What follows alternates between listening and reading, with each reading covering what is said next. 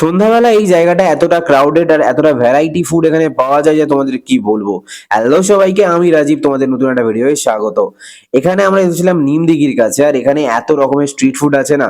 আমরা প্রথমে ট্রাই করেছিলাম এই জাম্বো সাইজের রোলটা, যেটা একটু অয়েলি ছিল, যে প্রপার স্ট্রিট ফুড বলে না সেই স্টাইলে বানানো। ভেতরে শসাটা দিতে বারণ করো তোমরা, আর শুধুমাত্র চিকেন দিয়ে খেতে পারলে ভালো হয় ব্যাপারটা। তারপর এই সিগন্যালের পাশেই আছে বিশালক্ষী সুইটস। এখান থেকে আমরা দু রকমের মিষ্টি ট্রাই করি। সেটা একটা হচ্ছে নলেন গুড়ের সন্দেশ, আর একটা হচ্ছে একটা অদ্ভুত ধরনের মিষ্টি, যেটা খেতে একদমই ভালো ছিল না।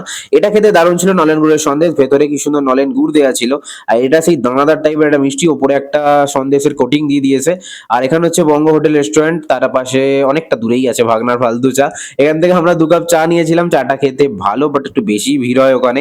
এখানে অনেক ধরনের চায়ের দোকান আছে, অনেক ফলের দোকান আছে, আর অনেক বিরিয়ানির দোকান আছে। তোমরা বললে আমরা বিরিয়ানি ট্রাই করতে পারি। প্রায় 3-4টে বিরিয়ানির দোকান আমাদের চোখে পড়েছে। কিন্তু তোমরা কি বলো, এটাকে হিডেন জেম বলা যায় স্ট্রিট ফুডের?